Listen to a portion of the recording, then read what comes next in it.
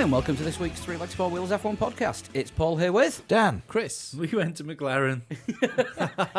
Did we? Yes. What did we do when we were there? We talked to people. No, you drooled over a lot of cars. Did drill over a lot of cars. I've got to admit, I did as well. Don't blame you, to be honest with you. There's some proper Formula One cars in I there. think I might have left a little bit of spittle over the car, over Jensen's car with the one on it. Spittle, just spittle. It will have been cleaned off very quickly. Yes. Very, very quickly. Yeah, well, Patreon listeners will know about that. Yes. Yes, they have cleaners everywhere, and space-age corridors, and lifts that take you underground and take you into more space-age corridors. Wow. Closest I've ever been to being real-life Willy Wonka. There you go. In Ron Dennis's chocolate factory. Yeah. No, hang on, that sounds really random. Start the way you mean to go on, which in my case is thumping the bloody mic stand again. Yep, apparently so. Anyway, more on McLaren later on. Yes. We've got a little bit more news to talk about. Well, is this... olds. I was going to say, this is more olds, because this happened last Tuesday. Thank you, universe. Yeah, well, it's now a conspiracy that Formula One... And we're all convinced, aren't we, all of us? I think so, yeah. It's a conspiracy that Formula One news now comes out on a Tuesday. Yeah. Obviously, Especially after we did that great running order thing at the end of... I know. At the end of last week's recording, put it into the show. This week we're going to talk about, and then Williams ruined everything by doing the Sirotkin Kubica announcements. Yes, thank you to Sean for Thanks, Sean. helping us Thanks, out Sean. with that one. Yeah, and but I mean, we just don't want to spend too long on it because it is old news. But what do we all think? Good deal for Williams? Yeah, otherwise they wouldn't have done it. Well, no, we know how Williams are great at smedleying themselves, where they don't necessarily do the best. They don't choose the best choices for Williams all of the time. This is the first real Paddy Lowe decision, isn't it? Driver-wise. Mm-hmm. Yeah. And they've kept Kubica as the backup. Mm-hmm. And Well, I suppose it's giving him more car time to prepare for the future. Sirotkin's on a multi-year deal. This now says to me, well, hang on a second.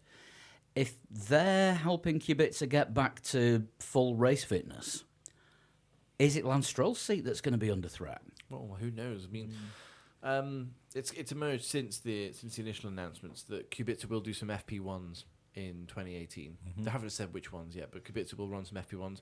Don't know if that's going to be in Sirotkin's car or in Stroll's. It's also emerged that Paddy Lowe has said that they've hired Sergei Sirotkin because he made no mistakes in his tests with Williams, like none, zero, which said to me that maybe Kubica did.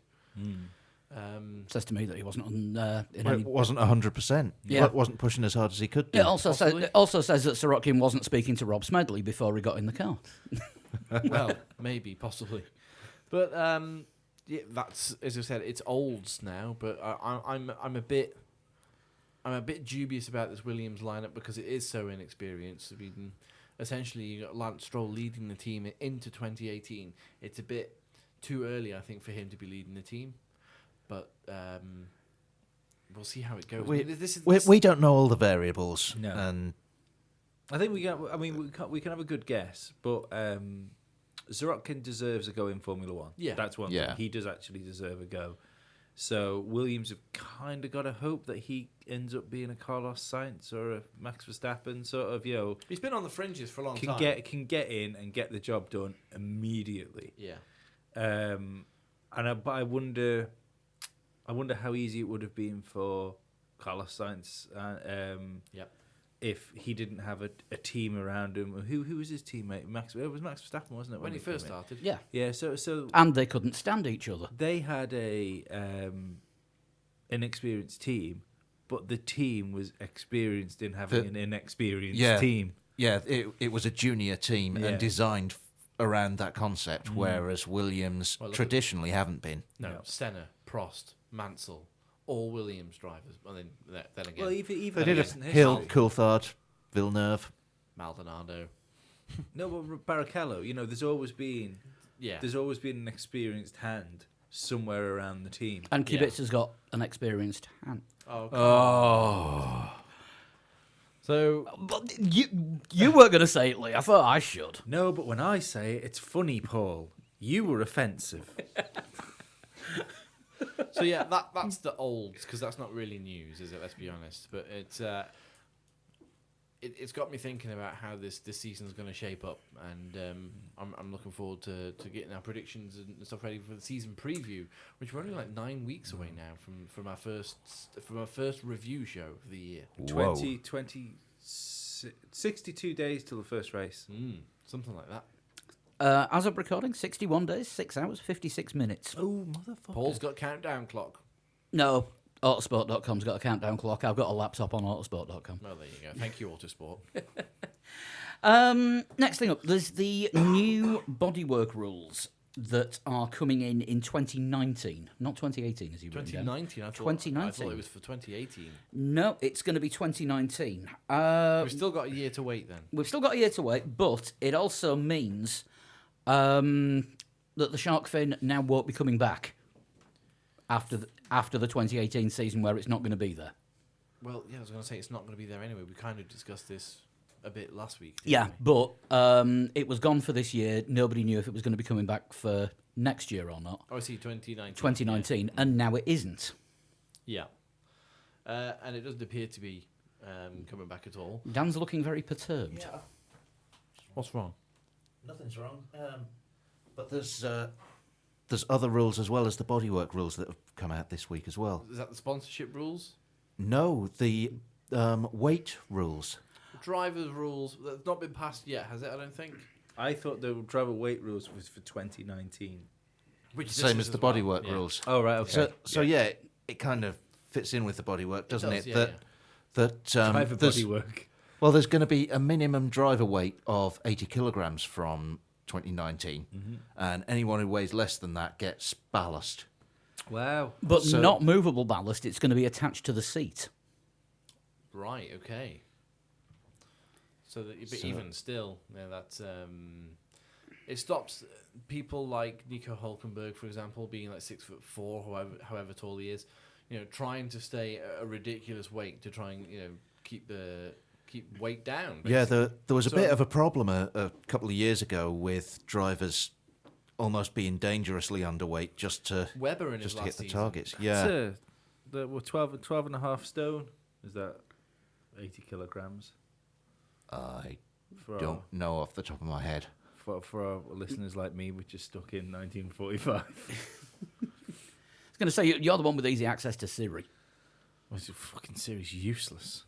And, all right, which I'm saying it like that because I don't know if you switched it off tonight. No, I haven't switched it off. Oh, Right, no, in that let's- case, we'll not say the A word. I was going to say, Alexa, what's 80 kilograms in stones? 80 kilograms is 12.6 stone. There you go.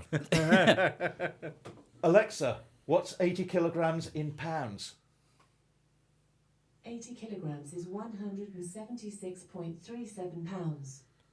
Now that's quite heavy for a Formula One driver to be. Yeah, Yeah, I thought it's Because I'm tall. I'm around about the same height as Nico Hulkenberg, and I am more than 176. But it wouldn't be impossible for me to get down to 176. And I would think that would be not Formula One driver fitness as we've seen in the last few years.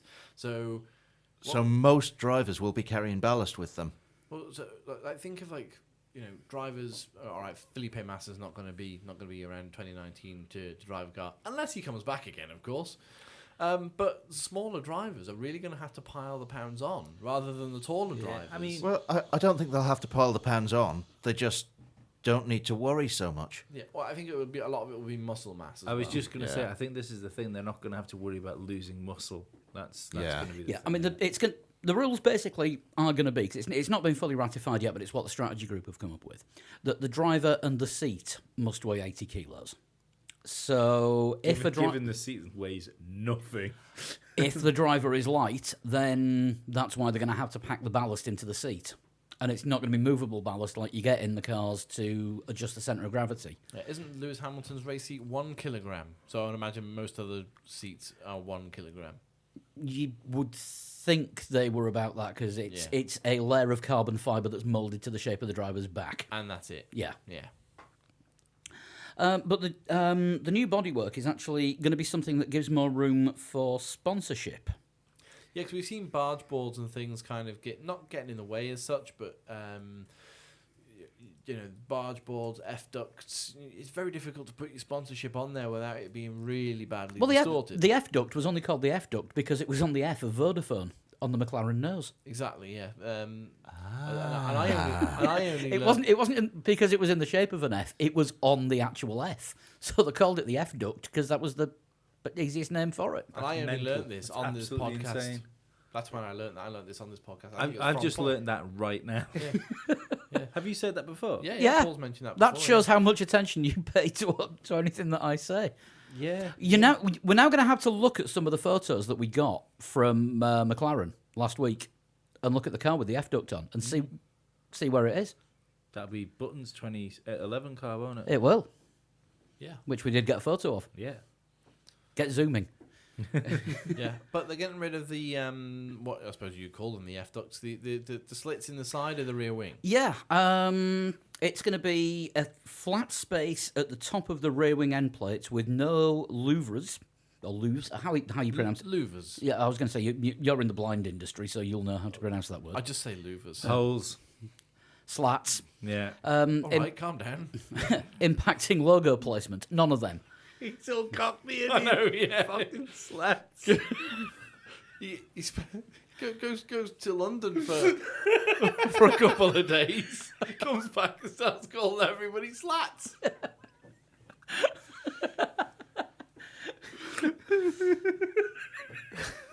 Sorry, I might have killed Lee a little bit. 2 days away from the north, I turn it at bloody Dick Van Dyke. Carry on. I don't know. Hey, bleep Van Bleep, I think you'll find. Penis truck lesbian. Oh, that's getting jacked. Yeah, Jack Villeneuve made an appearance on this podcast. So, wait. Yeah, the barge boards on the side are going to be made smaller so they can give more, sort of, as they call it, prime real estate for sponsors. Yeah.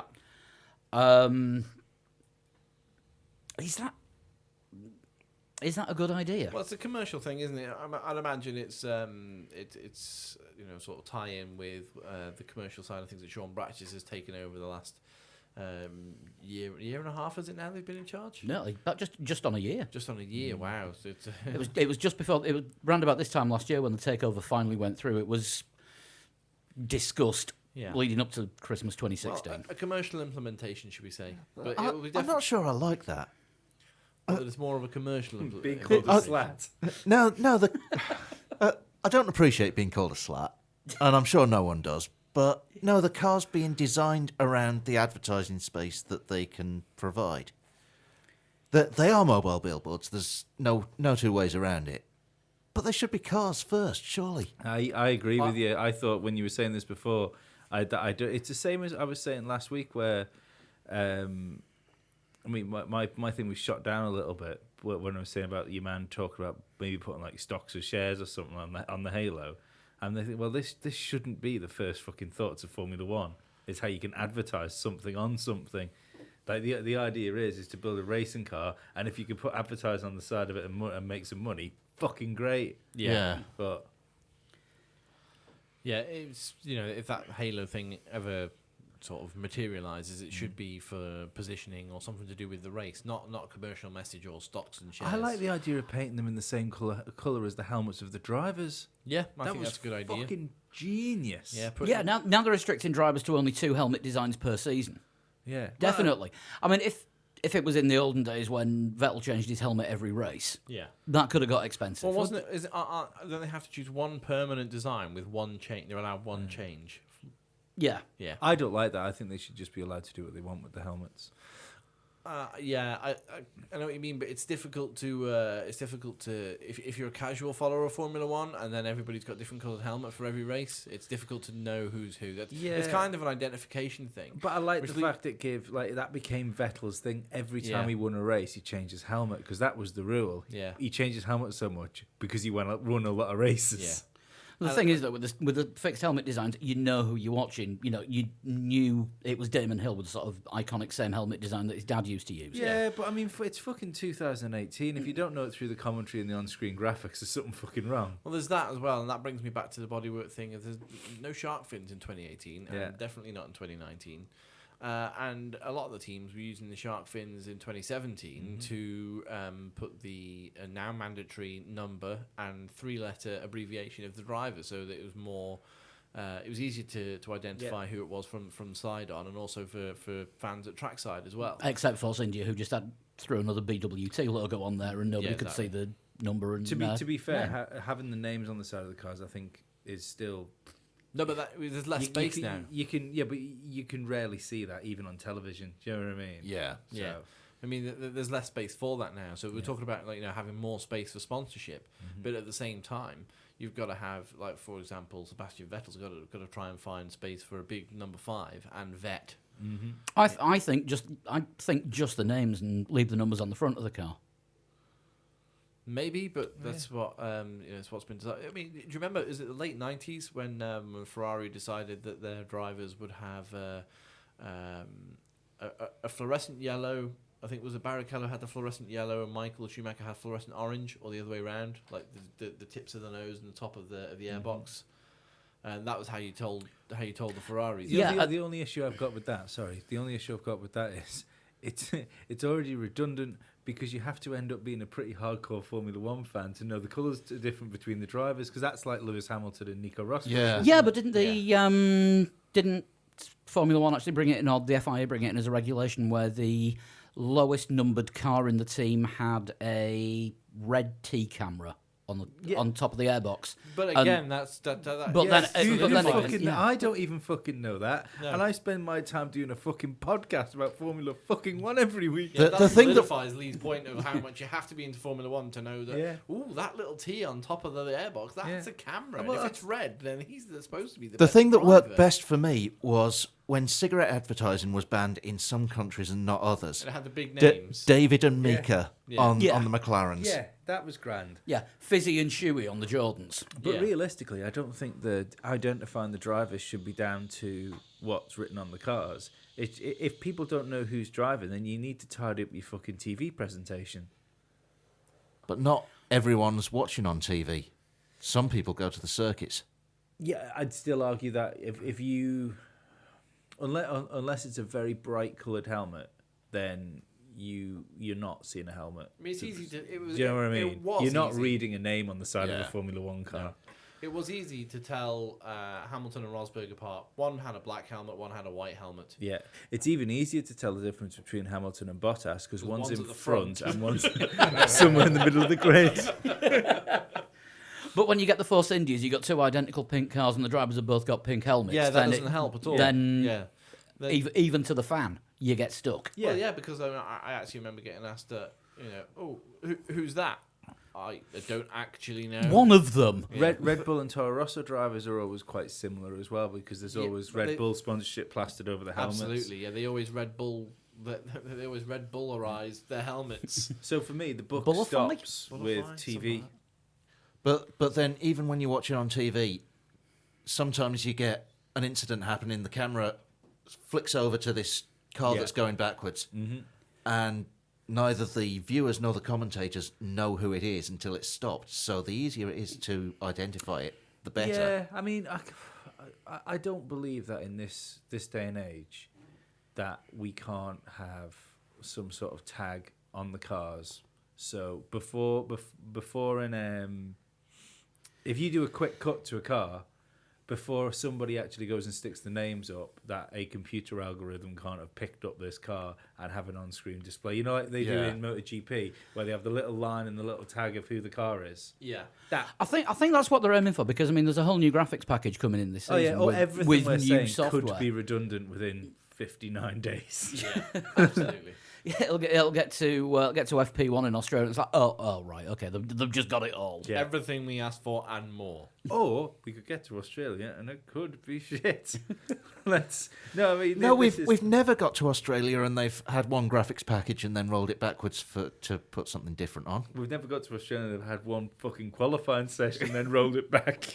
Well, they used it for 2 races, I think, didn't they? Yeah, but they altered it though, didn't they? They Slightly. fine-tuned it. But I think didn't we talk about this last week as well? Yeah, Yeah, I think we did. Yeah, so How tell you what, shall we fucking weird. move on? Haas. They're claiming that they started the 2018 car development too soon. Excuses in early, boys. Yeah. Now, As far as excuses go, this can go under the category of original sin. Yeah, this is actual Gunther Steiner, isn't it? Team principal of Haas has actually come out and said, we probably ruined our 2017 campaign by spending so long building the 2018 car. So And I think you're not going to know whether they did or not until inside the 2018 season. Now, there's been some rumours around Haas as well, unfounded, and they're not. I haven't seen any legitimate places reporting it, but the tie-up with Maserati could be on still for 2018. Rumours don't tend not to come from nowhere. Maserati tie with Haas. Yeah, Right. as Alfa Romeo tied in with Sauber, the possibility that Maserati could tie in with Who Haas. owns Maserati? Ferrari. Do they? Yes. Wow. Well, Well, no. Fiat Chrysler. Fiat Chrysler, of which Ferrari is an arm, Yeah. and then under the umbrella of Fiat Chrysler, you've got Alfa Romeo, Fiat, which I don't think they'd go Fiat Haas, Yeah. Fiat, and Maserati, Lancia, plenty of other Jeep, plenty of other cars. I don't think Jeep would come to Formula One. No, I don't think it's the target demographic, is it? No. Yeah, I mean, Marchionni was dropping hints according to Auto Week. And do you take what Marchionni says with a bucket of salt? Well, apparently the Ferrari car's either going to be garbage or a monster, but that's a completely different story. True. But as far as Haas starting the car sooner, I mean, I'm going on the article that Sean actually wrote on our own website. Yeah. 3legs4wheels.com. Got to get a plug in there somewhere. Of course. Yeah. Oh, hang on. Do I have to ask if I do a plug for our own site on our own podcast? No. No, that's okay then. They had 13 points finishes last season, and only 5 of them were in the final 11 races. Yeah. So, did they start developing the 2018 car early? Is that an excuse? Did they stop developing the 2017 car? Well, Did they get the development wrong? Well, they were part of the three-way battle, weren't they? Right in the end, it was Renault, Haas, and Yeah. Toro Rosso who were right in a battle with like 3 points between them. I think it was at the end of the season. the battle for last. Well, not quite. McLaren and Sauber were a bit further behind them. The battle not to be 8th, Yes. which Haas actually lost. Yeah. and finished 8th. Gunther Steiner's been doing a good job at sticking his foot in his mouth lately, Nice. though, hasn't he? Nice guys finished 6th. Apparently, Yeah. But didn't he just turn around the other day and say that there were no drivers in America ready for Formula One? that yeah. was Yeah. Was that Gunther Steiner? I think think so. that I don't know. It was Gunther Or was Steiner. that Gene Haas? Not sure. But somebody fired back. It was Gunther Steiner, and the person that fired back was Sebastian Bourdais. And Mario Andretti had a massive go about it. Yeah. I mean, Bourdais said that's not true. There are great drivers in America. It's just that the last 2 reigning IndyCar champions to come to Formula One, me and Alex Zanardi, didn't really do all that well in Formula One. But there's some of the good ones, promise. No, it's not Alex Zanardi's fault though. He had joined a shit Williams team. He was in a dog of a car. Yeah. But Bourdais wasn't in the best car because Red Bull in 2009, Yeah. earlier than that, possibly. 2008. Yeah. And it was Toro Rosso 2008. And he was that was just at the beginning of the meat grinder as well. Yeah. There must be drivers that are out there. You know, it's like top IndyCar drivers and stuff that would be worth a go in a Formula One car. Doesn't necessarily mean they're going to win a world championship, but they're going to be better than some of the people that are already on the grid, I'd have thought. Probably worth a go, but the paths to motorsport in America aren't geared at Formula One. Yeah. No, So it's... I don't think it should be Well, yeah, too it's- controversial to say that... It's called the not Road many, to Indy. Yeah, not many American drivers are ready for Formula One because that's not what they do. I'd argue that No, it's not a set formula, is it? Like in Yeah. Europe, you would go No, through but- Formula 3. But I'd argue 2. that in motor racing in general, it's there's transferable skills. Fernando Alonso has proved that there's transferable Yeah. skills. You know, if you've got the bravery involved that you need to drive cars at that speed, then you know. I know we joke about turning left, but I wouldn't imagine turning right's a massive problem for them. No, of course not. No. No, there is actually a set path. This Road to Indy. You start off with the USF 2000, powered by Mazda. Yeah, but there's no set path in America. What I mean is there's no formula that's geared towards putting people into Formula One like Formula 3 is. No, it's all geared towards IndyCar because then you do the Pro Mazda Championship. Yeah. Then Indy Lights. Yeah. Then I know what Dan means because it's not like there's a particular track you can take in like Britain or Europe to get yourself to IndyCar. Yeah. To get to IndyCar, you've pretty much got to fail at Formula One. I don't think it's an insult to American drivers to say that they're not ready for Formula One. It just describes the road that they go It's down. a change in culture. Yeah. That's all it is. It's a shift in culture. I think it's apologise just- for that. sorry for whoever's phone that was. I think it's just a shame that you've got so many drivers there, and it's just a bit generalising to say, oh, none of them can make it to Formula One. I'm sure they're not necessarily even American drivers, but drivers who drive in America. Well, that's what I mean. Yeah. You know, someone like Joseph Newgarden. Well, he or wasn't Helio necessarily saying Americans. He Yeah. said Drivers drivers in in America. Well, Helio, No, he said no American drivers. Oh, did he? Yes. Oh, right. Okay. Helio Castro Neves is a great IndyCar driver And Brazilian. Yeah, exactly. Not American, but Yeah. I'm sure there are drivers who drive in America who may be not American that Yeah, do have the skills, but put them on a different path, and they would make fine Formula One drivers. But you're not going to be world champion at IndyCar and then say, right, let's step down to Formula 2, are you? Not a chance. no way. I mean, Jacques Villeneuve came over from IndyCar, didn't he? It took him not that long at all to adapt to Formula One. In fact, he was leading his first race, wasn't he? Until an oil leak made the Williams team ask him to swap places with Damon Hill. Yeah. Montoya. Did he come from IndyCar or did he go to I think he came from IndyCar and then went back, didn't he? Montoya's a bit of a different case because He did GP3 or a Formula 3 or whatever. he it was did called, Formula wasn't he? 3000. Signed with Williams, was going to be the development driver, and then they swapped him for Villeneuve, Zanardi, one of them. I can't And remember then because there was a bit. I remember there being because there was a big thing at the time because he'd already gone to Indy when Williams was interested in him, and he had the option to go to Williams. It wasn't Williams having the option on him because I remember it was the front of the F1 magazine at the time had a picture of Montoya not looking very impressed, and the caption was, "No, the Williams is a dog at the minute. I'll come when BMW's here."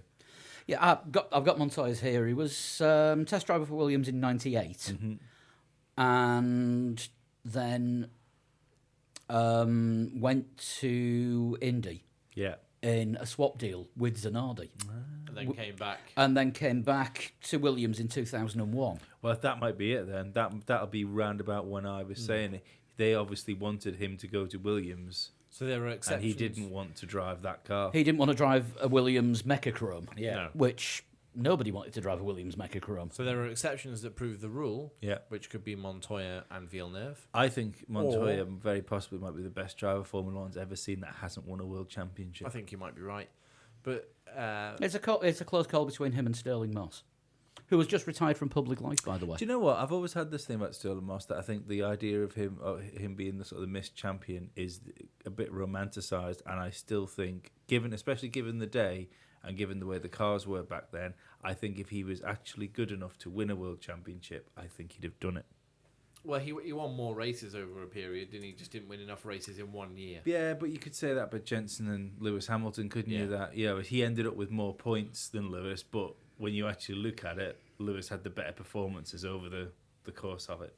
Yeah. You know. Unfortunately, after an illness, Sterling Moss has decided to retire from public life. Yes, so, he's not been very well for the last couple of years, and he's 88 now. I think it's time to enjoy a retirement. yeah.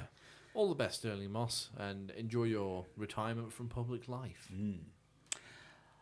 How about this one? Non-story of the week: Carlos Sainz in the WRC, but not Oh. No, Carlos Sainz Jr. Carlos Sainz Jr. Because Senior just won the Dakar, Yes, so not him. not him. Carlos Sainz Jr. Big fuss this week. He's going to be doing the Monte Carlo Rally. No, he's not. He is driving the VIP car on one stage of the Monte Carlo Rally. So the VIP car's the clearer car at the beginning? Or? Yeah, I think he's taking a competition winner or a sponsor round Okay. on one 13-mile stage.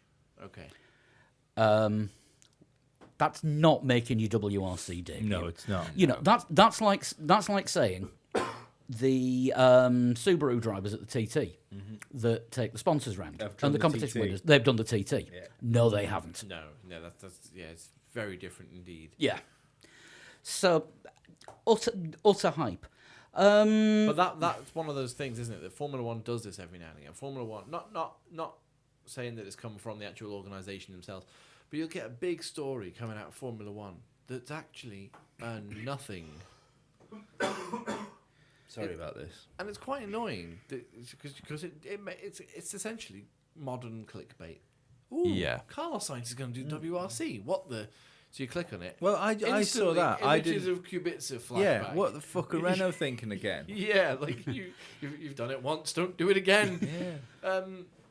And then you read it and it's like, well, actually, no, he's not going to make his WRC debut at all. He's not following the footsteps of his dad. He's just going to drive a car for a little bit. Yeah. Because he can, and he's Carlos Sainz Jr. So that's literally the only thing. Great hair. Yeah, fantastic hair. But it annoys me that Doesn't run in the family. his dad had good hair. In the Yeah, early I was 90s. just gonna say, like, you know, it's. Yeah, but look where he's headed. I'm sure you had good hair one day as well.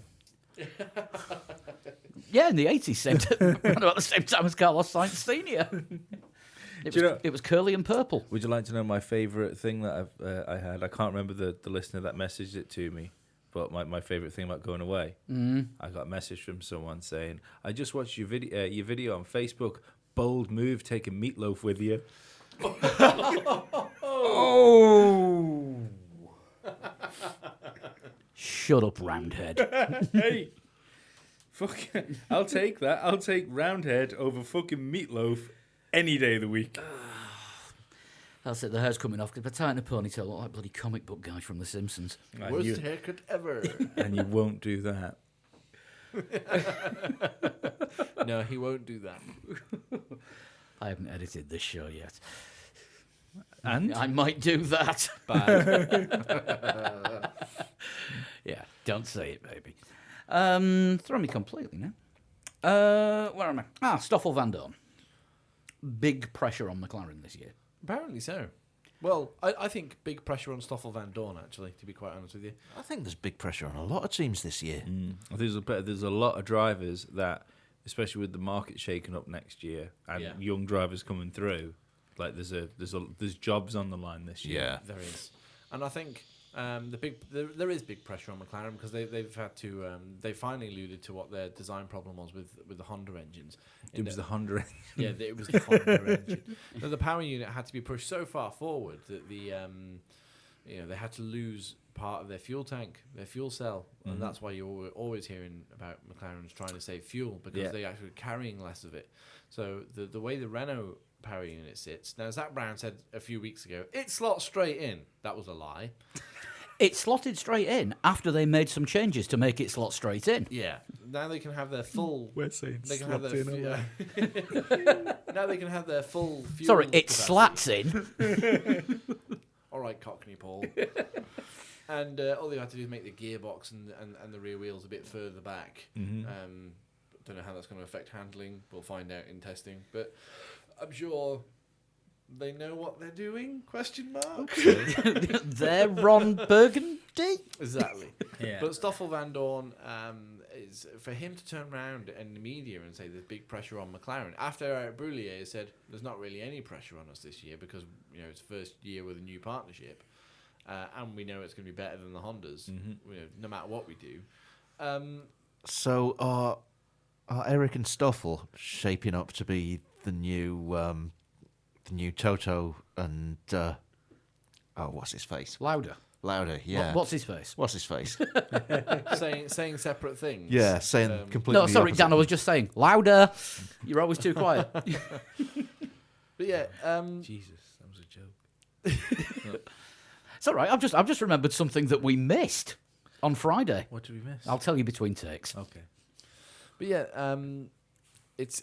I think it's quite counterproductive of Stoffel to say that McLaren are under big pressure when I think it's Stoffel himself who's under quite a lot of pressure to perform. Stoffel is under pressure, but He has to be closer to Alonso this year than he was last year. oh yeah, but the big and this is the thing. What could be really the issue for Stoffel this year is he might have to deal with Fernando Alonso with a competitive car.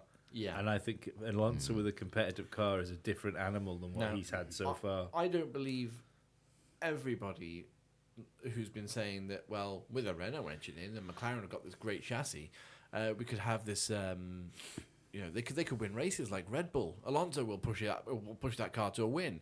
That might well happen. However, I'm more inclined to think that they'll probably be more towards the front of the midfield.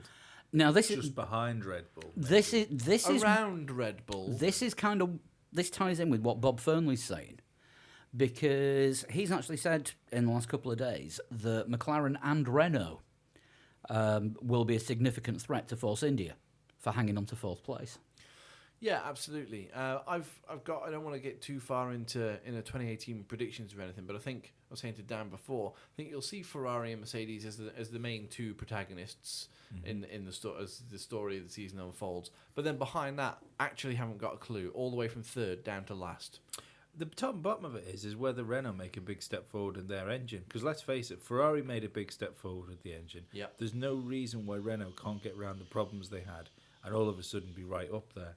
I think the reason McLaren might be under more pressure than you think they are is because they've made it their business over certainly the last year, probably the last 2 years, to say, we've got the best car on the grid, it's not our fault, it's this heap of shit in the back. Yeah. So if all of a sudden they're still scrambling to get through Q2, Yeah.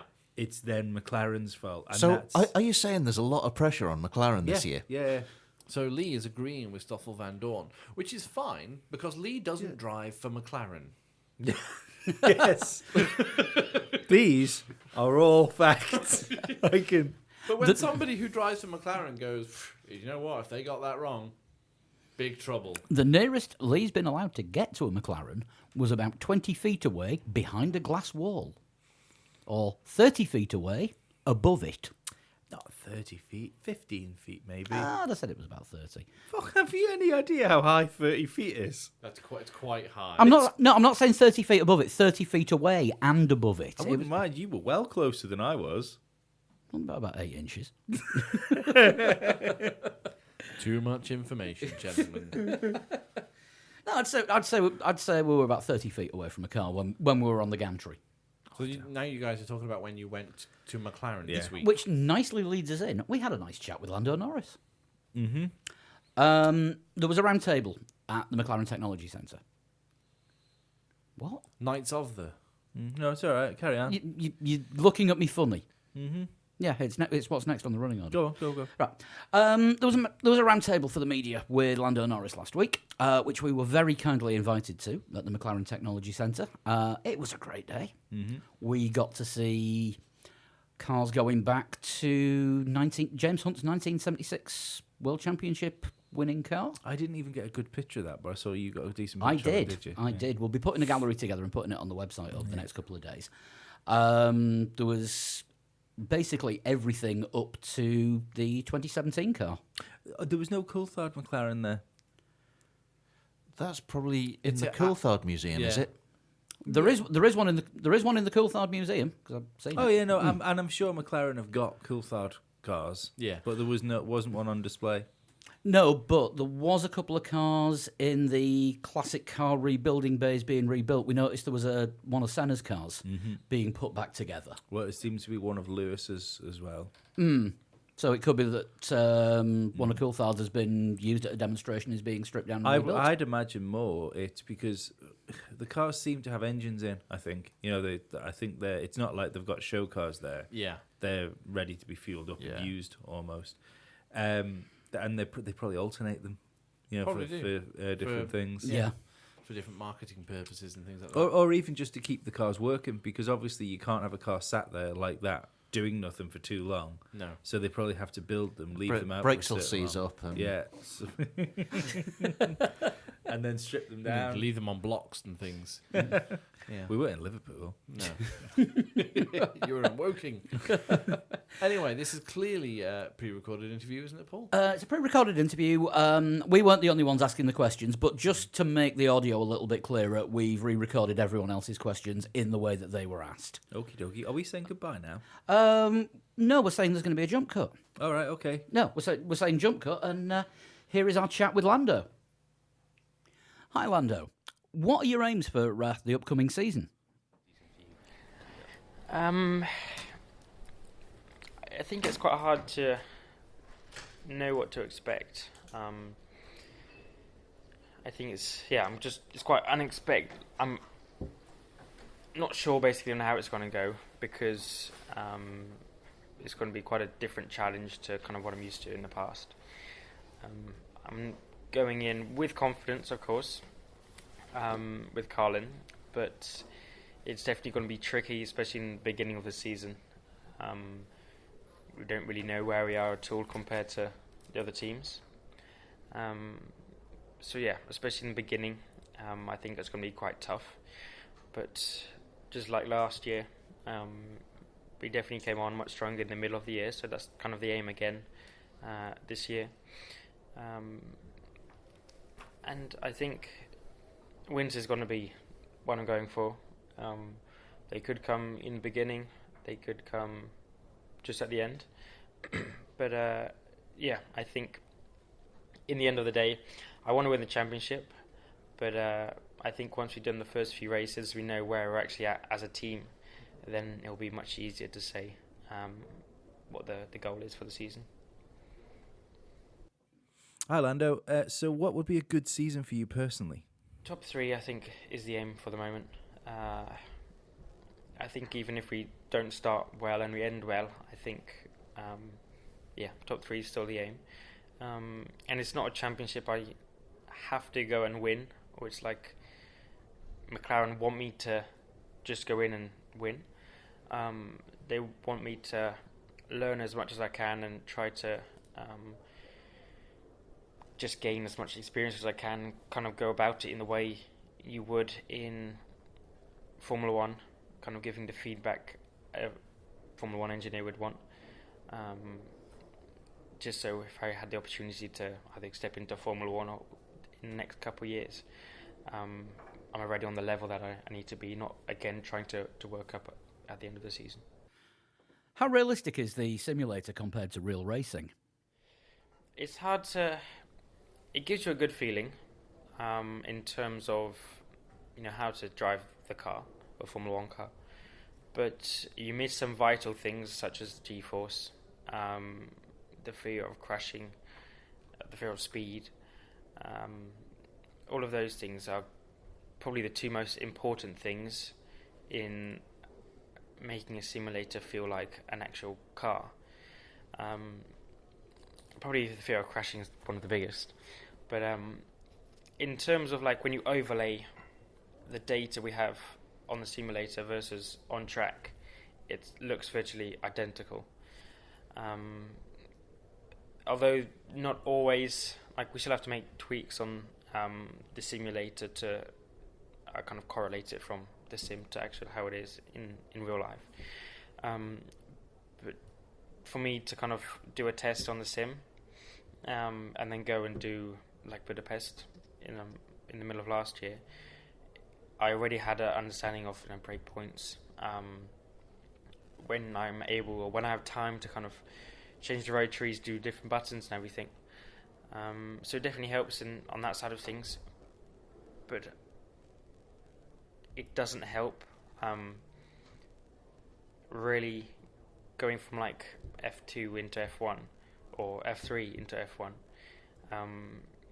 It doesn't really give you the jump that you feel when you're actually driving the car. I think that's just the fear of kind of crashing, the G-force, the speed. You just don't witness that in a simulator, so it's sometimes hard to feel how big the step up is from F3 to F1. Will it take time to adjust to having the halo? Hopefully it's quite quick. I mean, I had to drive with a roof in LMP2, so I managed to get used to that quite quickly. And although it's still not a Halo, it's still very different to what I was used to. But yeah, some drivers have driven with it.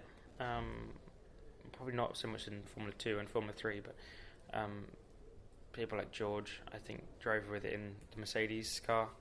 And some drivers have driven with it, but yeah, hopefully it's not too much of a problem. I can't remember if it was. I don't think it was too much of a problem from side to side, but just through like Eau Rouge or something, or Budapest going up the hill into turn 4. That's when they said there was more of a problem with visibility. And if it's like Eau Rouge or something, and there's a yellow flag at the top, it's not always the easiest to see the yellow flag until you're kind of there on your level and your eyesight can see it. So, yeah, I don't think it'll be too much of a problem for me, to be honest. I think everyone's got to deal with it, so if there is, then I'll have to just get on with it. What's made the difference with you being able to go straight into a series and operate at the top level?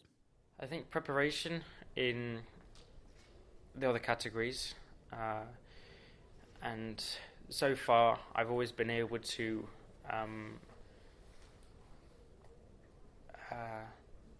test in the car before I'm racing it next year. So even from karting, you finish one year, you already start testing in the car for the next year, or the kart or the car, and it's obviously much more difficult when you get into the Formula 2 and Formula 1, but you just need to maximise the few days that you have.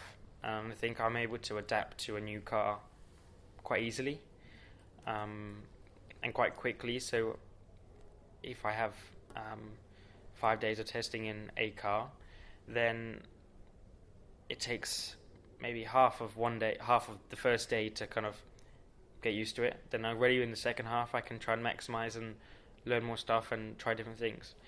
And it's hard for me to say what other people think, but yeah, I feel like I can adapt into the different cars quite easily. And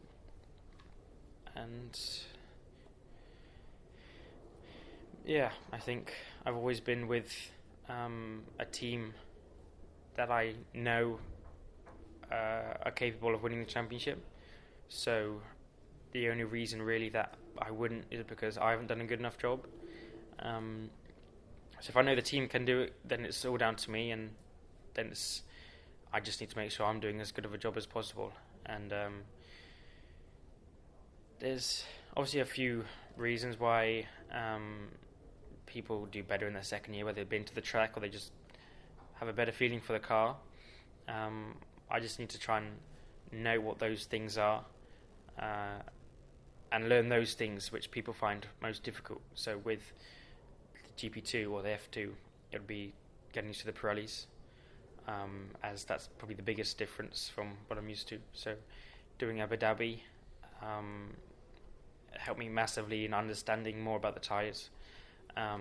Also a bit the car itself, but yeah, the biggest factor and difficulty in F2 I think is the tyres. So that's all I try to focus on, is getting to know more about that, how to make them work, make them last, everything. And it's just the small things in different categories which I try to maximise, and the rest kind of comes quite naturally. So yeah, put it all together, and then I'm able to jump into a new car and be fast kind of straight away. Yeah. Yeah.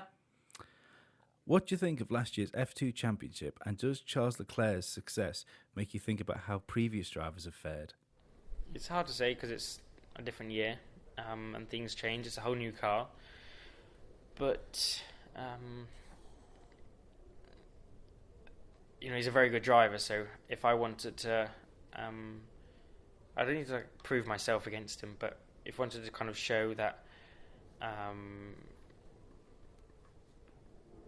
I can do just as well, then that's what I need to try and do. I need to be winning from the back and everything. And sometimes he's been lucky with safety cars and whatever, but he's still outdriven everyone on the field by quite a long way. So I need to make sure that when I go into Formula 2, I might not be able to win by the margins and win as much as what he has. I haven't gone with Prema, who have been quite a long way ahead of, well, maybe not a massive way ahead, but some tracks they've definitely been a good step ahead of the other teams. Going with Carlin, I think, is a bit of a risk, but I know that they can work hard enough to overcome all of that.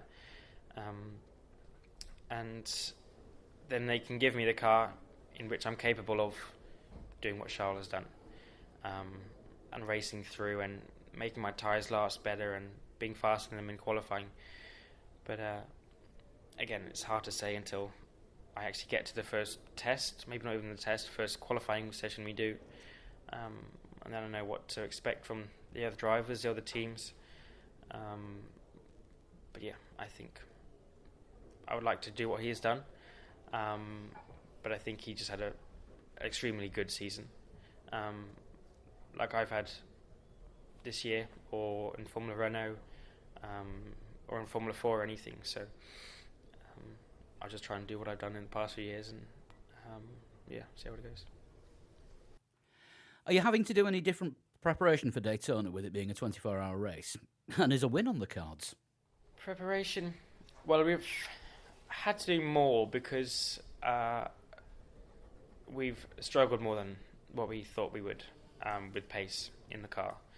And it was quite difficult for us as a team. We had an upgrade on the car, which was the front, the whole front of the car basically on the aero side, and we'd never driven with it before. Did you say 5 out of 7 haven't been to Daytona? So the majority of the team haven't been to Daytona before. Then we've driven on the Continentals, which the team haven't driven on before. And it can make the car handle very differently to how it normally would. It could be because the rear tyres are harder or softer or have a different kind of structure to them. And it's made things very difficult in the first test we did. And the pace we had in the qualifying session was our genuine pace. We basically said we're going to give it as much as we can to kind of show what we have compared to the others, and we were quite a long way off, especially compared to the DPIs. And therefore we've had to obviously work harder than what we would want to. We wouldn't have worked harder than what we would normally. But we've had to go into more depth to find more pace, basically, and go into things which we wouldn't normally go into because we struggled as much as what we did. So a win, then, coming from all of that, I think it's possible because it's the Daytona 24-hour.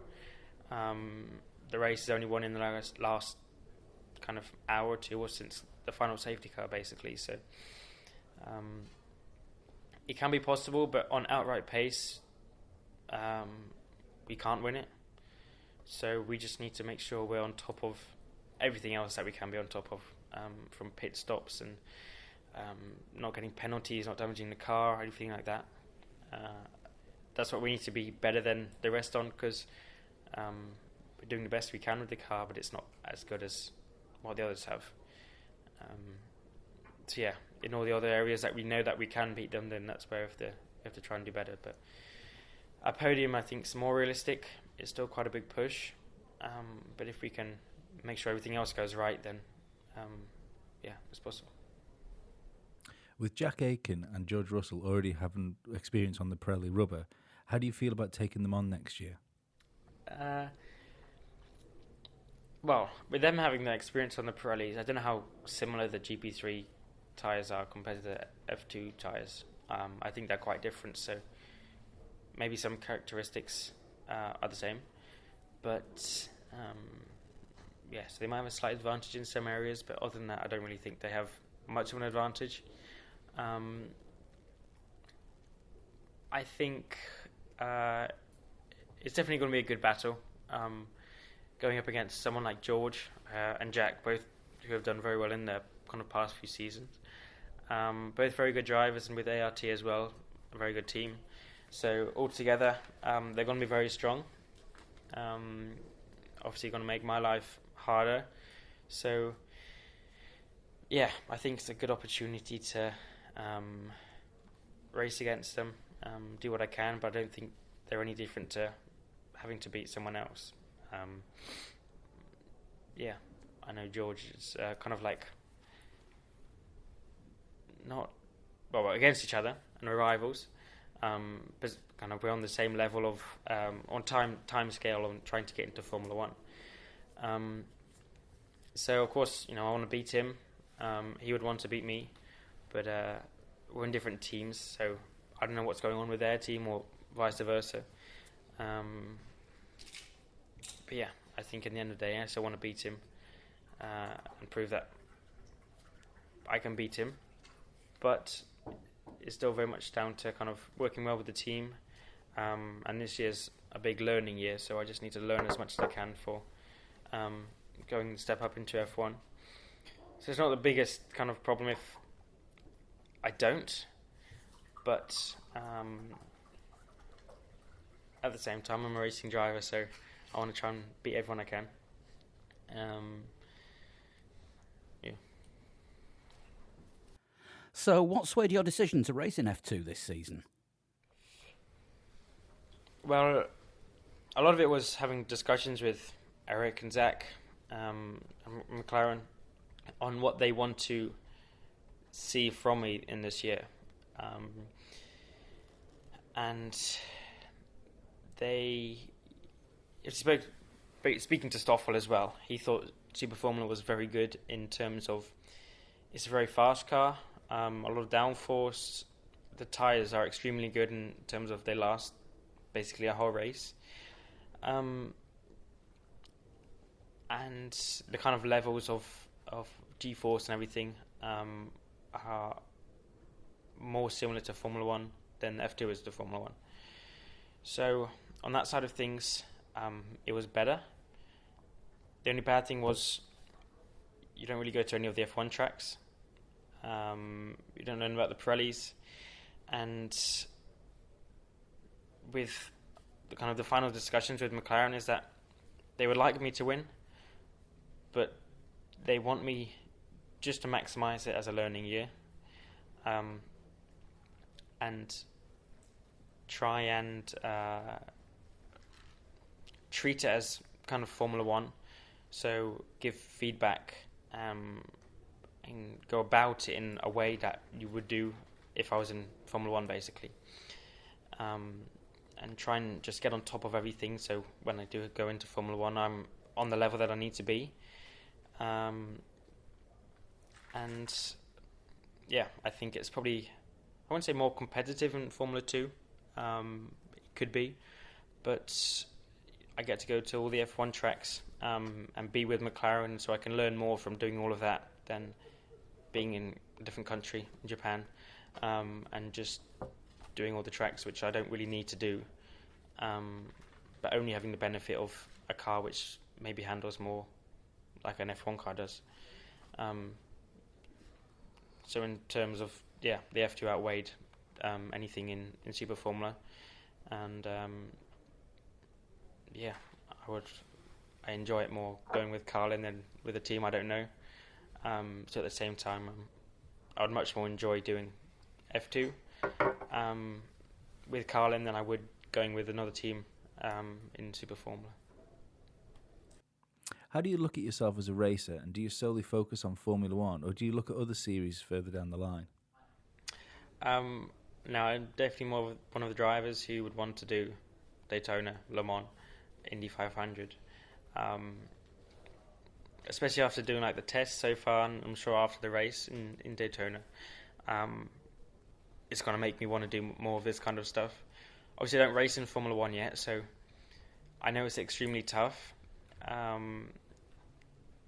And Fernando has been given more opportunities than the other drivers to go and do it. So that's one of the reasons. I don't think it's it's a reason he still wanted to go and do it, but it's not like if he was going for the championship in Formula One, he probably wouldn't have done. So I'm sure it's difficult to concentrate on a Formula One championship and have as much backing as you do in a place like this, and then just decide to go and do another race and take your attention off the main goal of the season.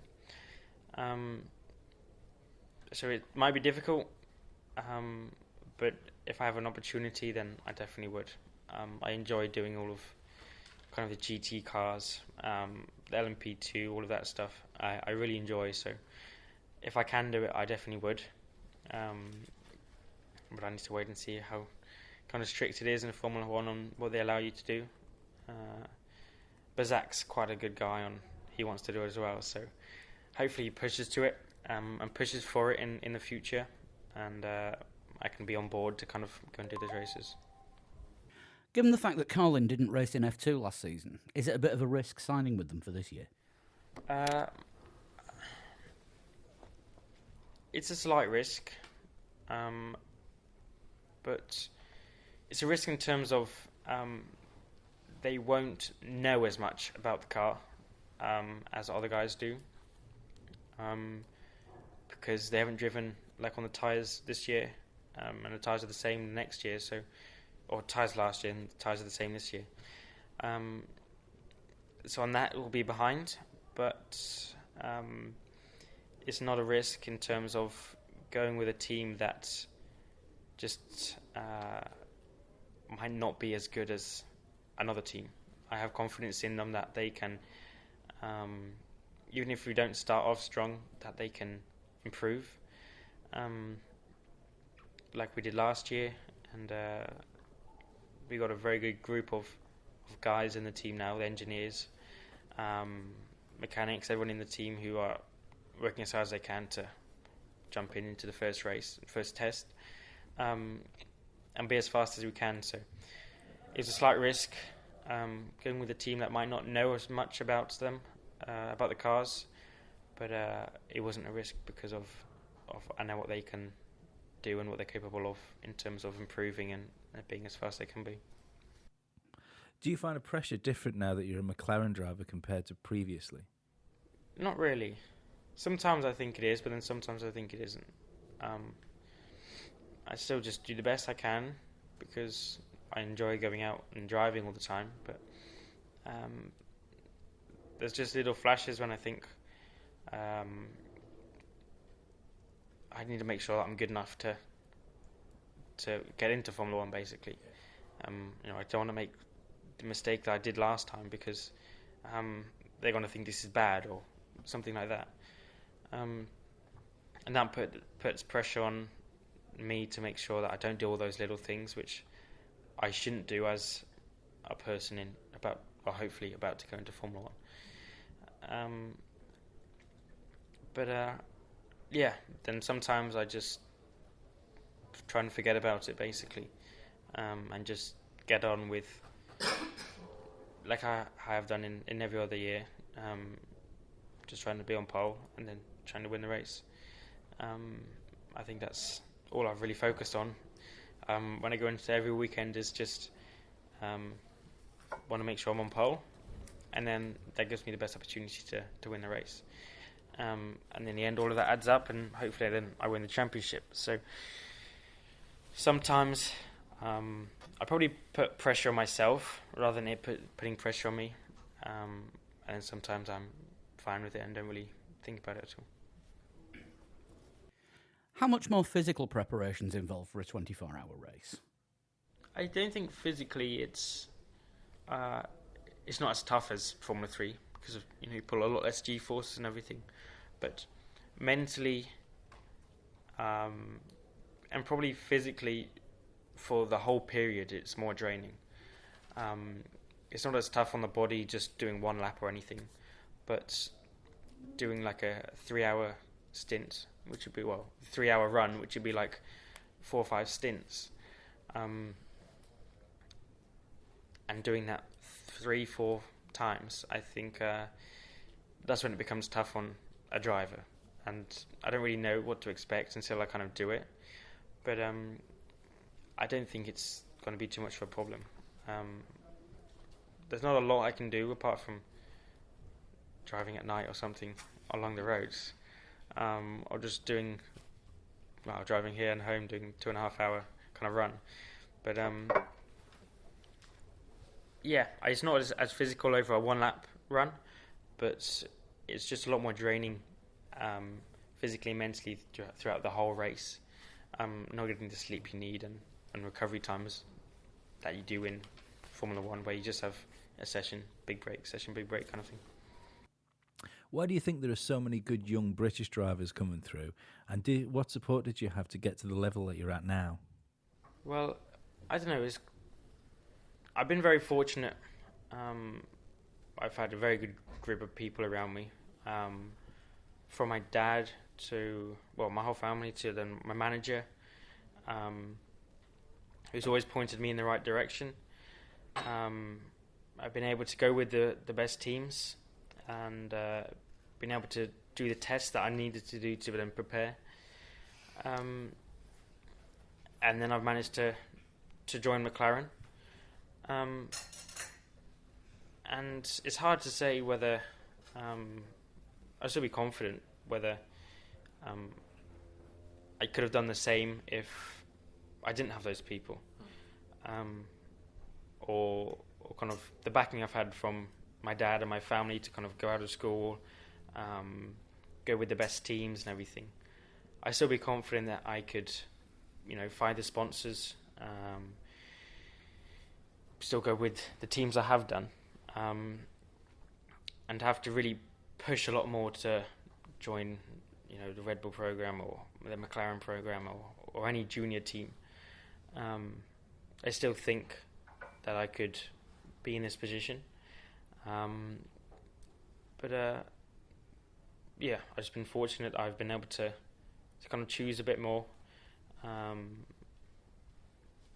then make it here with McLaren and kind of. But I could choose when I wanted to go with McLaren. So we could have spoken last year and thought it was a good idea there, but between kind of myself and the guys around me, we decided to wait and not join a junior program until I keep thinking it's 2017, but a couple of years ago then, and join one there and kind of needing them to support me from an earlier point in my career. I've just been fortunate on all of those things, and some other drivers are and some other drivers aren't. So I think it's definitely not been easy getting to this point, but I think I've worked hard, harder than most, to kind of get into the position and to have been given the opportunities I have by the different teams, McLaren and stuff, to where I am. After seeing how Verstappen and Ocon have started in F1, will you really have to go for it in your first season? Well, I go for every season, so I think I've done a few tests, 2 tests now, so I know what I'm able to do and where I need to be. I'm definitely not there yet, but maybe I can be fast over 1 lap, but it's being able to do that every lap, every season, every race, and just continuing to have all that consistency which someone like Fernando or Lewis does, or any kind of champion who's done it for a few years. I could be good in like a qualifying run, and then people say, "Oh, it's really good," but where the other guys are good at just having the consistency, doing it all the time. And those are the things that I need to improve on, which sometimes only come with time. But I need to try and figure out how to be on top of all of that quicker than everyone else who's done it. I guess those are the only things I can really do to try and make sure when I do hopefully get into Formula One, that I'm on top of those things to then get in and just do the best I can and be fast. Are there any plans for F1 testing, and do you get much contact with other race drivers to give you tips? Plans for this year are, I think, would be like the rookie days again. So doing Budapest, or the Pirelli tests, like doing the Brazil Pirelli test. So I should be able to do all of those things, but confirm them earlier. I don't think any of them have been confirmed yet. But do all of those, and hopefully some of the tests in Barcelona or something, just so I'm able to use the rookie days as much as I can, and maximise. It's not a lot of days, but hopefully it's like 4 or 5 or something, including the Pirelli tests. So yeah, that's all I really know in terms of what I might be doing, or trying to push towards this year. What was the other question? About the tips from the race drivers, and do you get with them while you're at them? I don't really ask so much. I try and leave them because I know what it feels like to be a driver. Obviously not in Formula One, but in whatever I've done, and you wouldn't really always want another driver coming up to you, keep asking you questions about how to do this, how to do that, what do you think of this. So I tend not to really ask them anything. Sometimes we talk about something, but yeah, I kind of know what they're feeling, so I know what I can ask, kind of thing.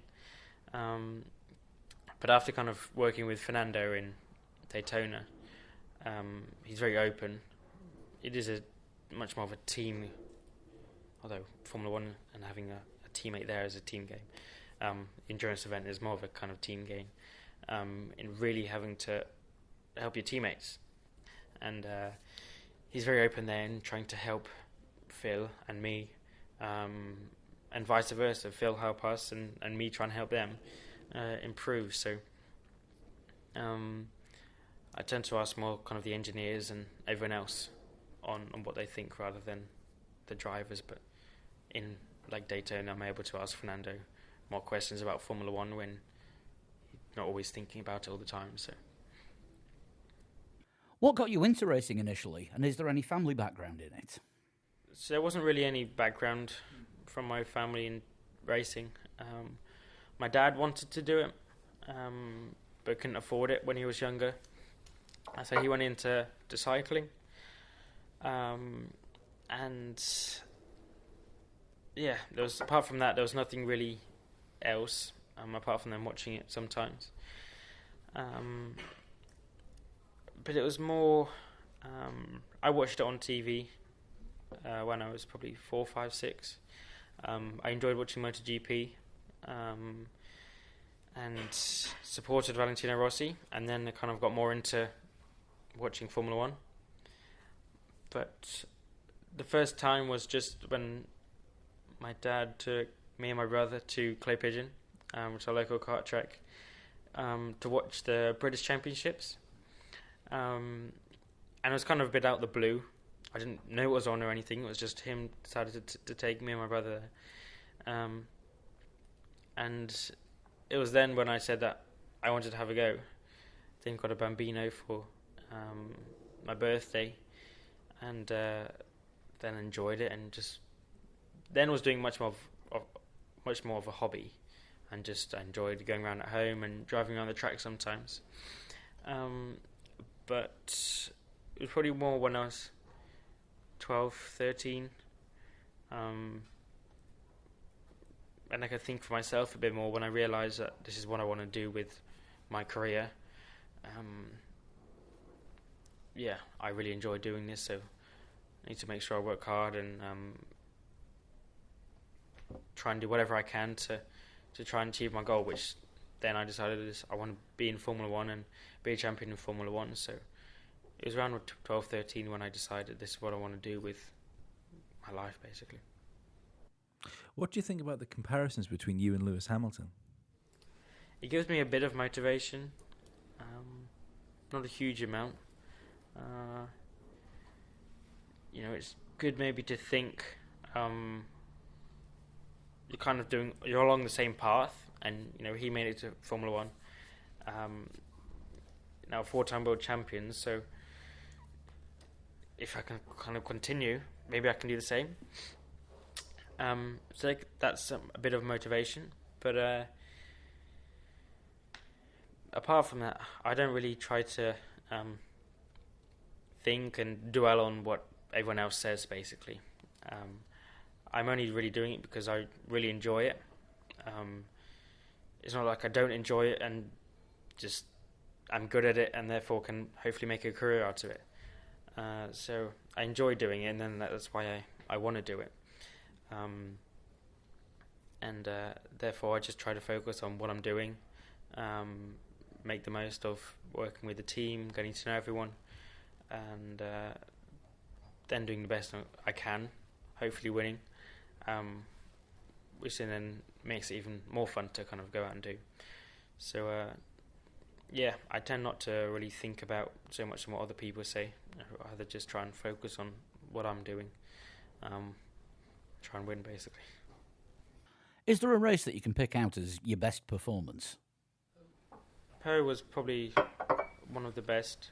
I think I had pole by around half a second or something. And then in the final race, I was really fast, managed to pull away a lot. Had a safety car, pulled away again. And then I had a suspension failure, which had put me out of the race. But apart from that, being that much faster than the rest on such a small track, I can't remember how long it was, 1 minute 9, I think. On such a small track was, I don't know really how to say it, but it was quite pretty phenomenal performance. For me, knowing kind of on it for such a small track to be so much faster than the others, and knowing how hard it is to be that much faster anywhere, kind of thing. It made me kind of happy, and it made the team happy, knowing that's what we were capable of when everything would go right until it went wrong. But that's the only really thing I would say. I think it's easier for guys like you to then say what you think the best thing, or what you've seen the best race from you is. So, yeah, that's all I could say.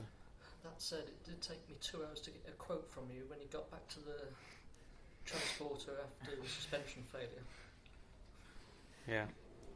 Not happy, Bunny. You carry on, please. Do you think the competition in F2 will be closer this year, and who do you see as your main competition? I would still say Prema probably. Prema and Nick. I think George and ART are going to be very strong. I don't know if Roland's doing it again, but if Roland is, I would say he's probably the favourite. Yeah, obviously there isn't many drivers who have confirmed for doing it next year. I don't know if Markolov's doing it again or anything. I know Rocco is. So there are some drivers which, I know are going to be strong, like George, Nick, Aiken, Rocco. People who have done it for 2 years are always much stronger. But yeah, it's hard to say. I think those guys, especially Nick with Prema, probably what most people would say is the strongest combination so far. But it's a new car, so it's hard to say. Again, Prema did come into it in their first season, not having done it before and kind of thrashed everyone else. So hopefully we can do the same. You never know. But yeah, I think from what I can say from kind of the past, they look the strongest. But yeah, I think everyone else can be, especially ART and Dams and kind of thing, can be very strong as well. How do you think Carlin will fare in F3 this year, and who is your most likely successor? Well, last year actually, both Jayan and Ferdinand, they were very fast. Like in some of the tests, they were faster than what I was, and I really had to push sometimes to beat them. But when it got to the race, whether they slipped back or I found time, I was always then able to beat them. So I think when they're in the right mode, and everything goes right for them, they can be extremely fast. And I think they have a good chance in their second year. They'll have kind of more confidence, know more about everything. If they can get into that kind of mode more often and in the races, then I'd be very confident in someone like JN or Ferdinand doing very well and winning races. But at the same time, you'll have a rookie like Sasha and Devlin. I think that's all the four, isn't it? 4 drivers.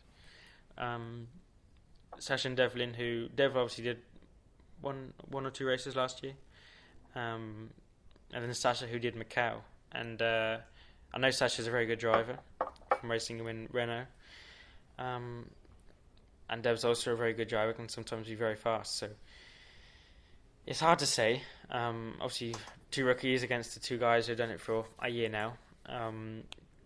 Sometimes a rookie can come in and be very fast. So I know if they all work together as a team, they can again be very strong. Probably stronger than last year. But yeah, I don't really know. I think I don't want to say one person. I think that'll be unfair for all of them. And I don't think there's just one person. I think for both the guys who have done it for a year, they should be more confident, and I know that they can do very well.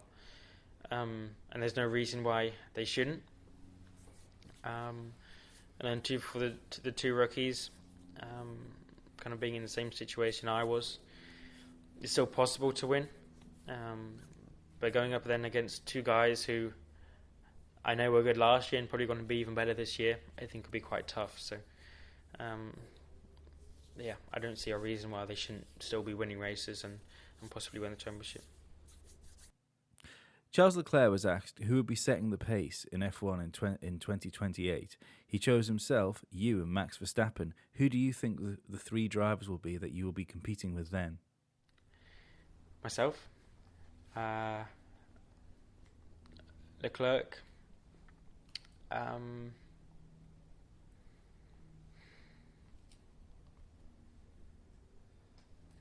I'd probably say Verstappen as well. I think George could be somewhere near as well. But yeah, I'll probably say Leclerc, Verstappen, and hopefully myself. Yeah. You're partnering with Fernando for Daytona. What experience has he given to the team?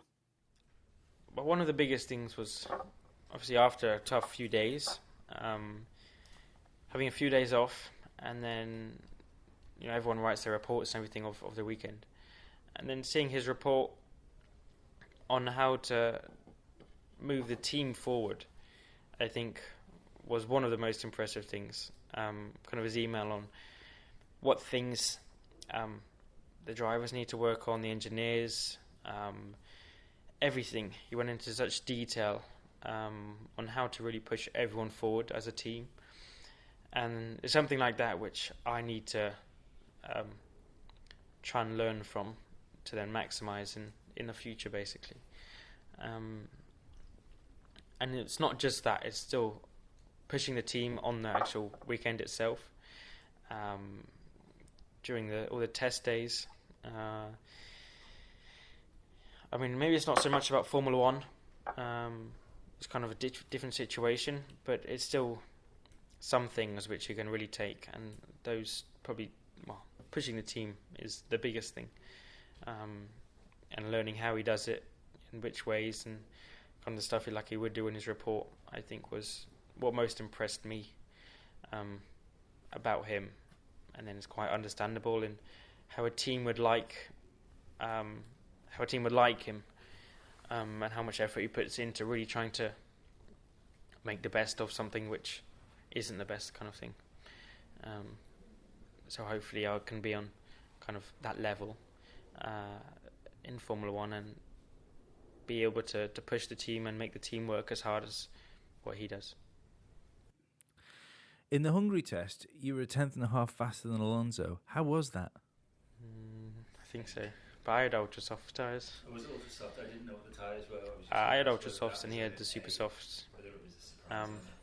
So I was a bit faster. Like you said, I think a tenth and a half or something. And I think there was 3.5, 4/10 gain in the ultra soft. So it still didn't put me too far behind. Yeah. With the added speed of the F2 car compared to your previous drives, are there any circuits you're particularly looking forward to this year? Baku, Monaco, I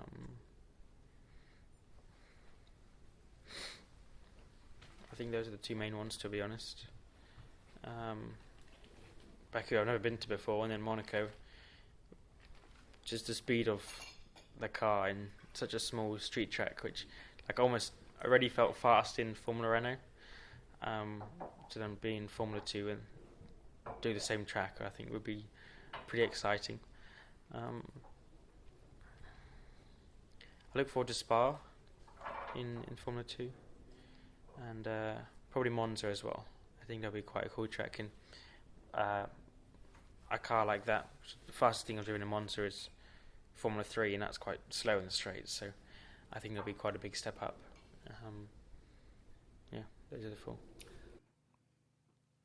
Who were your idols in Formula One growing up? I've never really had an idol in Formula One. The only kind of hero or guy I looked up to since I was young was Valentino Rossi. I've always kind of, I've watched Formula One and thought they were cool, and supported Hamilton and Jensen, and liked different drivers because of different things, but I've never kind of just gone, I want to be like Lewis, or I want to be like Jensen, or Sebastian, or someone. There's just been different things which I've liked, but the only person I've really looked up to and really supported when I was younger was Rossi. Have you ever had a favourite F1 Grand Prix? I think Baku this year. Yeah, well, last year. Last year, damn it.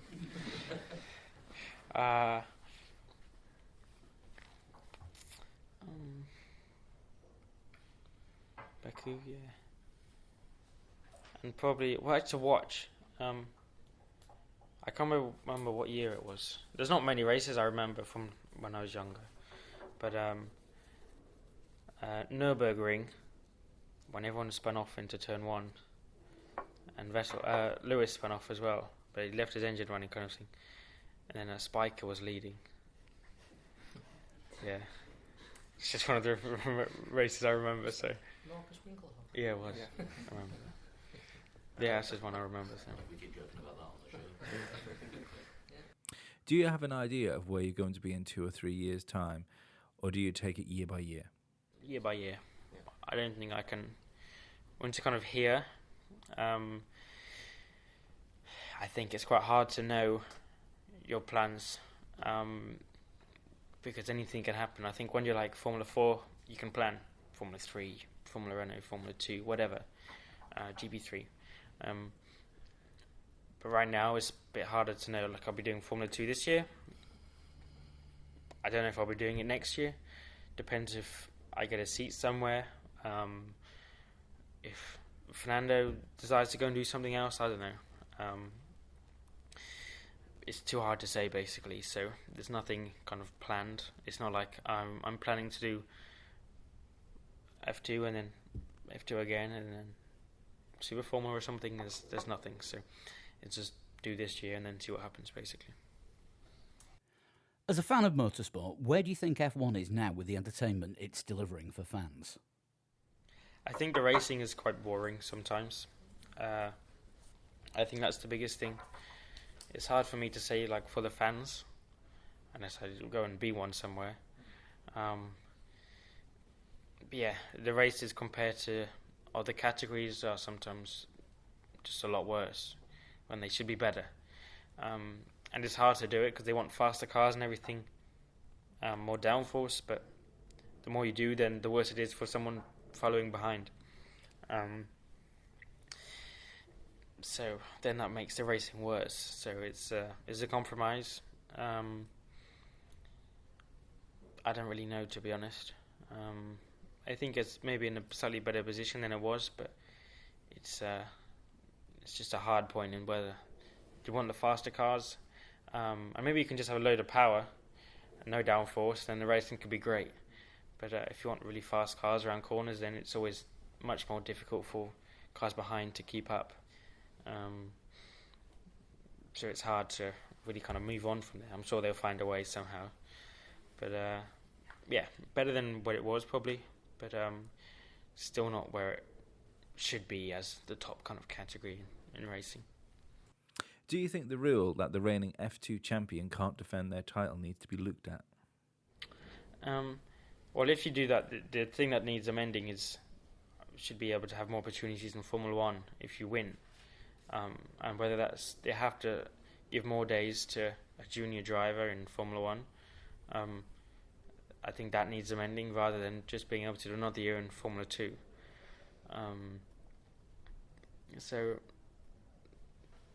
yeah, I don't think there's a lot of need to do several years in Formula 2. I think once you've done one, maybe two, I think 2 is the maximum,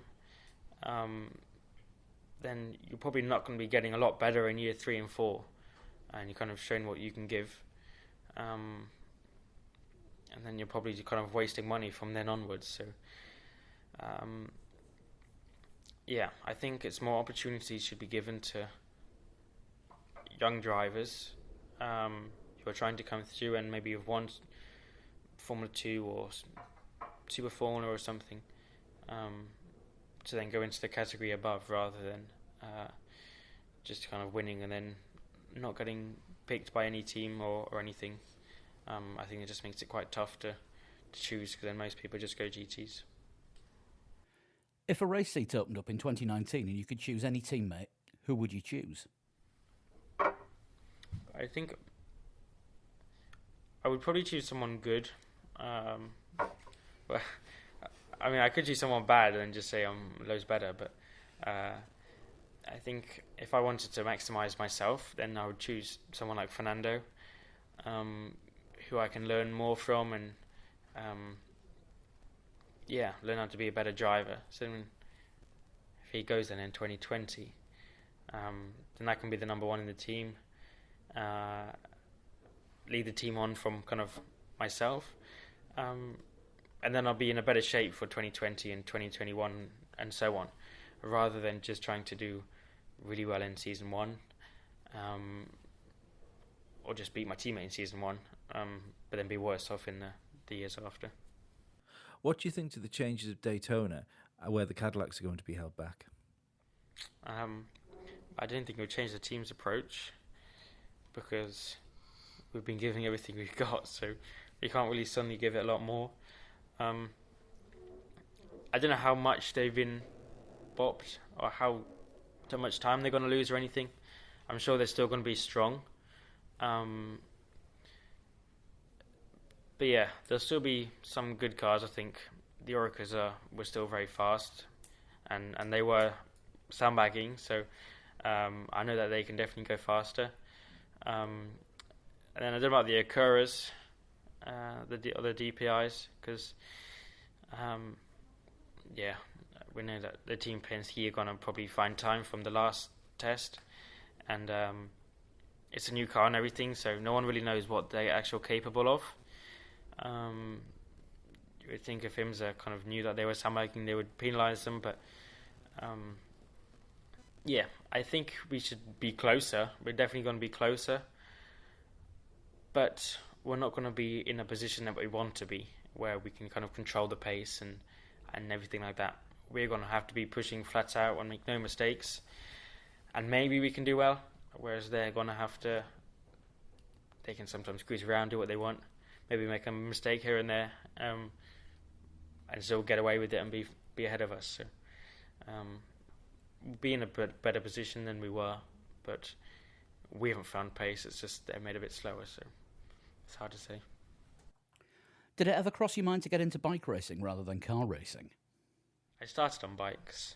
I had a motorbike before I had a Bambino go-kart. And I had a quad bike, actually. But then apparently it was getting too dangerous on that, so my dad got a motorbike instead. And then I didn't break anything, but I just had quite a big crash, and it kind of scared me a bit. I can't really remember if I then carried on it, motorbikes, or I then got the Bambino and kind of went from there. But it's hard to say because I only had like a 60cc motorbike. Nothing too powerful really. Obviously it felt powerful, but I'm sure I would still enjoy it. I probably wouldn't be as good, but I never know. I don't think anyone knows unless you tried it. So yeah, maybe if I didn't have a kart to kind of try in or get brought to the karting, maybe I would be in motorbikes right now. I don't know. I probably still enjoy it as much as I do less. At the end of your career, what would you be happy with? Like, I don't think there's anything in particular. I just want to be remembered for being a very good driver, different from the rest, not just another driver who's gone into Formula One, maybe won a world championship, although winning a world championship is quite a big deal still. But yeah, going in and remembered for being something different. Like, I'm not comparing myself to like Senna, but someone like Senna or Schumacher or Lewis, who are kind of been separated all the time from the rest. So someone like them, basically. Is technology helping new drivers getting into Formula One hit the ground running? I don't think it helps in different areas, small bits in different areas, which can help me improve. But I don't think it helps me go into Formula One and then be fast. I think that's just being able to work on different things. Sometimes just be naturally good and being able to jump into something and be fast. And sometimes just working hard and making sure that the areas you have to be fast in. But it helps in small things, but it doesn't make the difference between making Formula One or not, I don't think. There are a few more stories than what came out, because we had a weekend down in London. We did. It was good fun. And if you want to hear the other stuff that happened, some of it is repeatable. Behind the scenes, behind the scenes. I think we called it the DVD extras. Mm-hmm. We have the Patreon show for that. We do indeed. For the bargain price of $1 a month, because they make us do it in dollars and not pounds. Yeah. You get an extra podcast every week. And we also go into sort of in depth as to what it was like being in the MTC, and it's fucking worth listening to be perfectly honest. Yeah. So I'd listen to it. Yeah, it's well worth $1, even if you just sign up for a month and then cancel it straight afterwards. It's worth it this week. You can get that by going to patreon.com/3legs4wheels. Yep. And you can sign up there. And we'd love to hear your feedback as well on what you thought of that interview. If you want to get in touch with us for feedback on the Lando interview or anything else, or send Formula lead times in, details of which in a minute, drop us an email, 3legs4wheels@gmail.com. or you can tweet us at 3 Legs 4 Wheels At Flood21. At Danbert. I'm at a total shunt. and at Pablo100. You got the Facebook page as well, facebook.com/3legs4wheels, and look for us on Instagram. We're there as well. Yeah. And I believe there's going to be some stuff going up on the YouTube channel shortly. Yeah, I'm going to try and work on a video for you. I've got a little idea for something. Yeah, good stuff. We'll try and do a little bit more on the YouTubes this year. Yeah. Also, the new Must See Audio coming out this week as well. So go and like Must See Audio. Also, go and subscribe to Must See Audio. You can like it all you want, but if you don't subscribe, you won't be able to hear it. This is true. Talking of Formula Lee, don't forget it's Monaco in Alonso's 2006 Renault in the wet. Lee, you're a git. No total shunt this week because, well, we asked quite a lot of questions ourselves. Yeah. And we're going to get Chris and Dan to answer them. Joking. You can pretend to be Lando. I'm not actually doing that much preparation for the Daytona race. I don't know how anything compares to Well, the simulation. well- Should we wrap this up before Paul tries to tell another fucking joke? Well, here, we yeah? should actually be Yeah. doing preparation for the Daytona race because aren't we live blogging it? I believe so, yes. Or making a vague stab at it. I found how much UK TV coverage there is of it. None. None would actually be better. Over the 24 There's negative coverage. over the 24 hours, Eurosport are showing Last year's Daytona. an hour and 20 minutes. That's better than none. That is better than none. And none of it's live. The bits they're showing are on a 20-minute delay. Still better than none. I'm with Lee on that one. It's like someone saying, like, Do you know what's better than none? -4. like, what sandwich don't you like, Lee? Well, I don't like egg and cress. Well, I can give you an egg and cress sandwich, or I can leave you hungry. Right, being hungry wouldn't be better than egg and cress at that time. Depends how much Egg and cress would still be the option. Depends how much you like egg and cress or how much you hate egg and cress. No, but if I'm really hungry, I would eat an egg and cress sandwich to get rid of that. You're listening to the home of Formula One. I think it's about time we went. I think it is. Just want to say massive thanks to Mike McClellan, who sent us the pictures of the F1 tunnel boat. It looks fucking Yeah. With a logo on it. cool. It looks incredible. To tell you what, that two-tone with the red does look pretty cool. Yeah, we may have to steal that. There could be a new logo in the offing very soon. It's good. I like it. And just want to thank everyone at McLaren and Lando's team, especially Martin Pass, for arranging the interview. Yeah. Wow. Just thank you so much. Yeah. Normal service will be resumed next week. As normal as we get. Yeah. How normal? Yeah, good question. So until then, see you in a week's time. Bye. Bye.